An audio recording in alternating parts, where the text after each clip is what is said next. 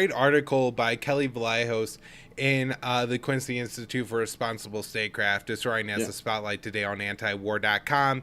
It says the title is Day of Reckoning for the Media Handmaidens of War.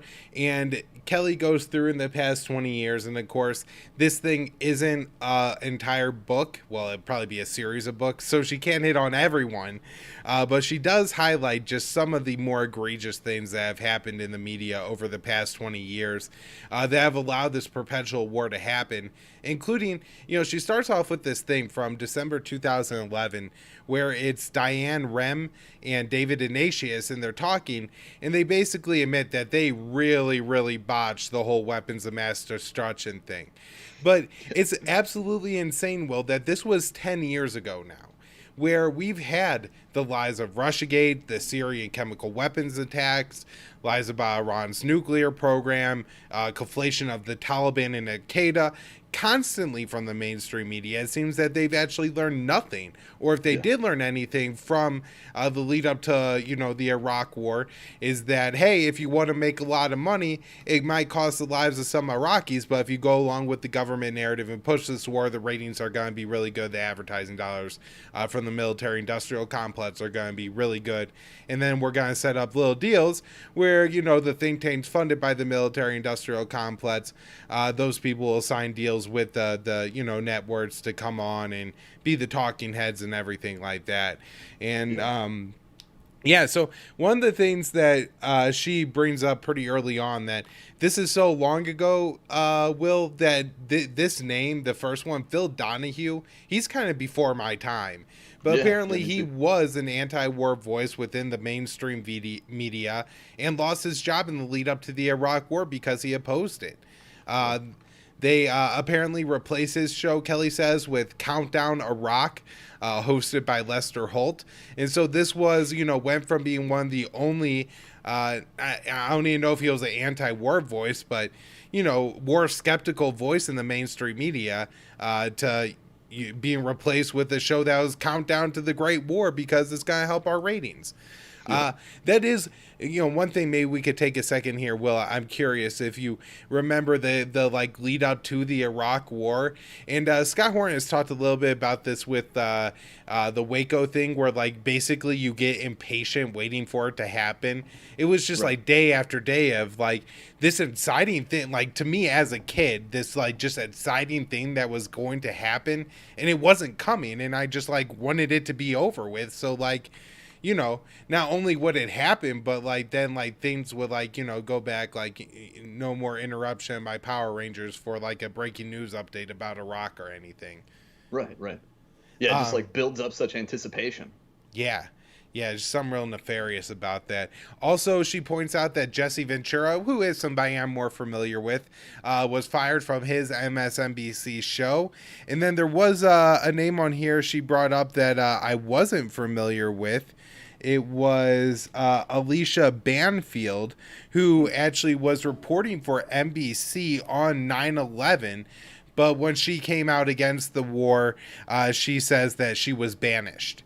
And so this is, just another example of how they create consensus. If anybody who is remotely opposed to the war or even skeptical of it is removed from the mainstream media, well, then there's the range of opinion is going to be pro-war because, to dissent from that, you have to be critical of the people on TV.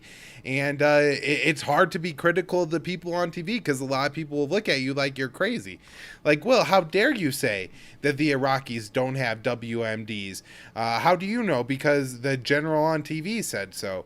In fact, Kelly points out that at this time, 75% of the people on the news giving commentary were current or former government officials, and a lot of those were, military officials just going on saying, we got to do this, we got to do this, we got to do this. Well, I'm curious if you remember this one. This really scared me as a kid. The whole we don't want the smoking gun to be a mushroom cloud. I actually had when Bush said it in the intro of the Foreign Policy Focus show. But this was a really terrifying thing, right? That we couldn't wait to bomb Iraq because we may get nuked.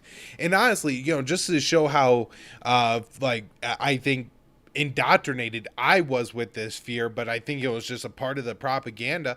You know, I really believe that, like, when I went to school in the morning, like, there was a chance that my parents wouldn't come home because, like, there would be a terrorist attack, and it was only, like, our brave men and women overseas that were keeping me safe and allowing my parents to go to work and come home safely and all that. But there was always the risk of the terrorist attack, and a lot of that, for me at least, had to do with the idea that a nuclear bomb was going to be set off somewhere. They talked about a dirty bomb or a nuclear bomb, and then I remember specifically being terrified as a little kid when the news was instructing you how to duct tape and seal your windows in case of a biological weapons attack and all this. It was during all the threat level color codes and all that stuff. It was insane. Or like when people were afraid to check the mail because of anthrax. Yeah, and exactly. I mean, I guess there was anthrax, but it wasn't coming from Al-Qaeda. That seemed like a pretty important point of that whole story. I still don't really know what's up with all that anthrax thing. Never was really solved, but, you know, whatever. Right.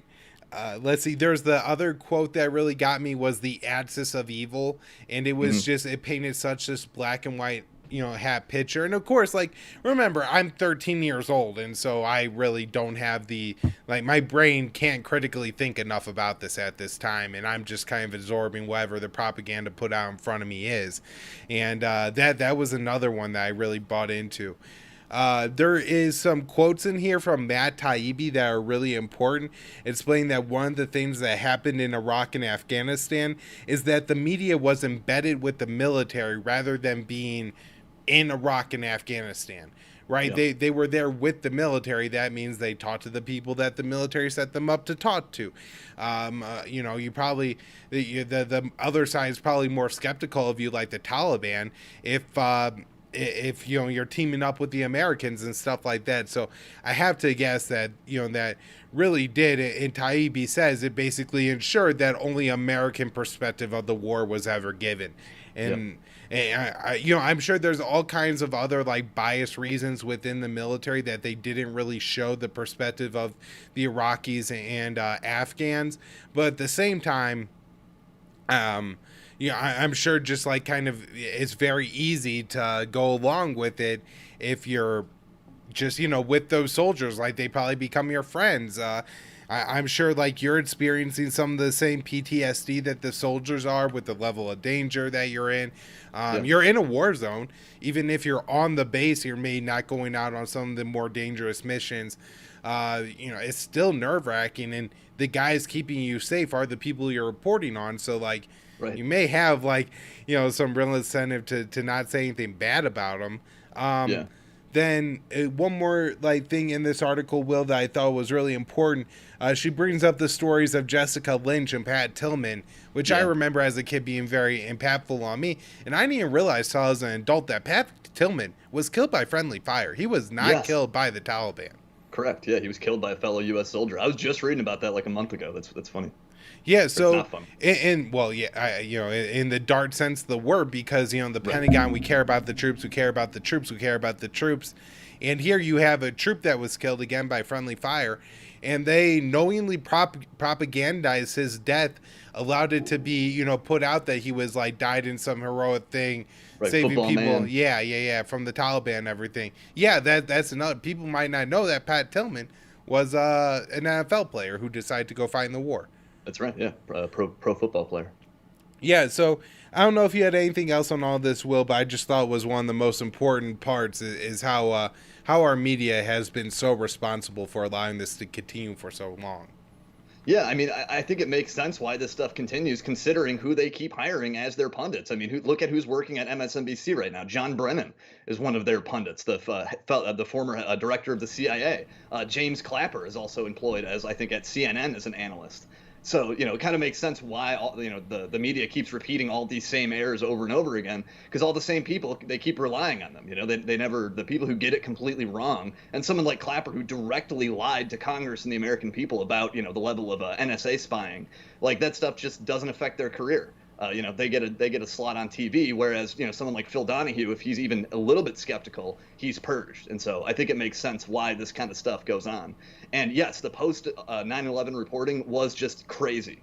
like the stuff in the lead up to the Iraq War, the way the White House was like feeding intelligence to Judith Miller, and then Judith Miller was like refeeding that back. You know, it was just it was a crazy like laundering of information, and 9/11 really did like supercharge that trend, I think.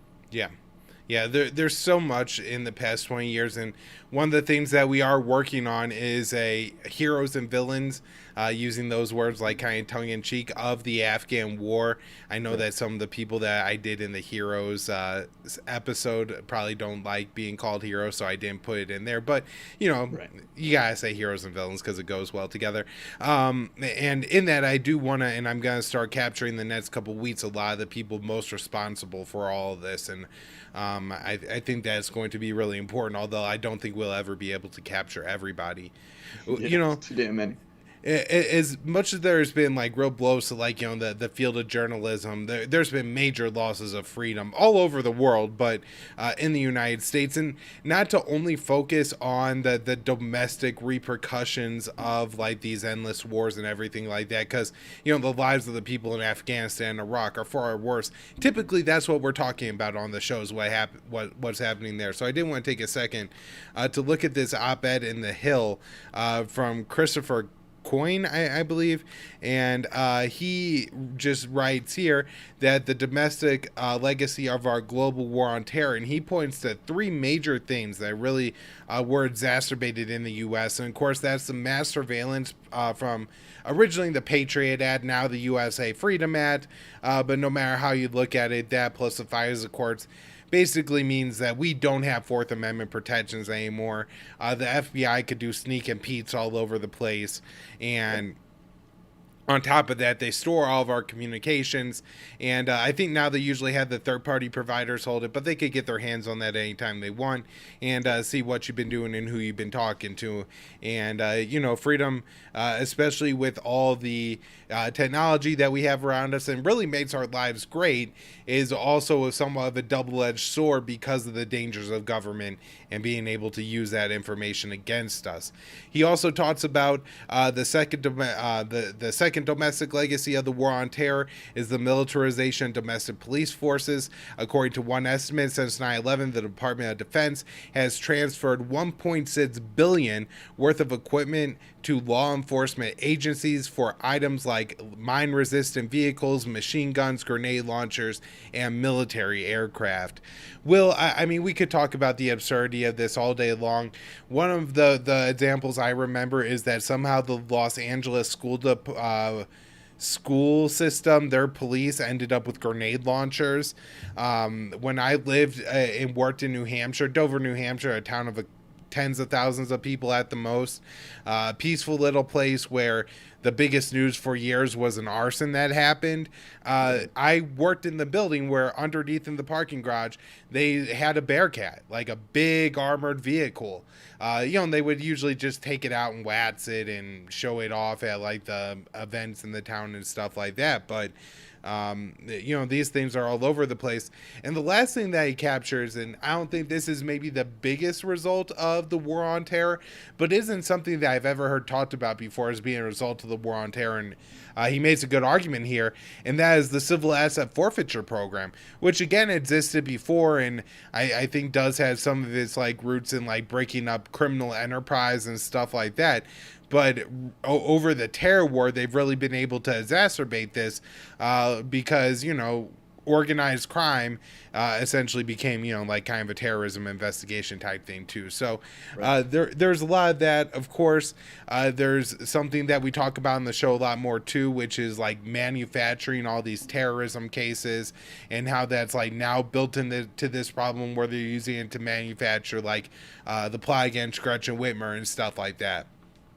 But that's I think that's pretty much all I have. Just a reminder that even though the war in Afghanistan is over, our torture prison on the Cuban island, Guantanamo Bay, is still open. There's still people in there who legitimately aren't accused of being terrorists. They're at best like accused of being associates of people who were somehow involved with Al Qaeda, but That's certainly, 20 years they've now done, in Guantanamo Bay torture prison for this. And Brett Wilkins has a good article on this where, he gets into like how cruel some of this torture was, where if this happened to women, we would call it rape. Like they like put their hands on male sex organs. That's, I think, rape. And assault, yeah, right. And for the express purpose of causing sexual arousal to make them violate like their religious faith. And so that's kind of why because it's like for a sexual reason. That seems rapey to me. I don't know exactly where the line on that is, but waterboarding, they've tortured people to death, all kinds of stress positions. They put people in coffins with buds and other, just like the most horrific things that you could think of. And of course, all these lunatics that did this are running around, and most of them have gotten promoted and are rich. George Bush is giving a speech about 9/11. Dick Cheney isn't dead yet, so he could still be thrown in prison. George Tenet is Brennan is on TV. All these Rummy's people, gone. right? Mitchell and Jessom, the Nazi doctor psychologist that put together the torture program, they got $80 million out of it. That money could be taken from them. There's people that could be held accountable for all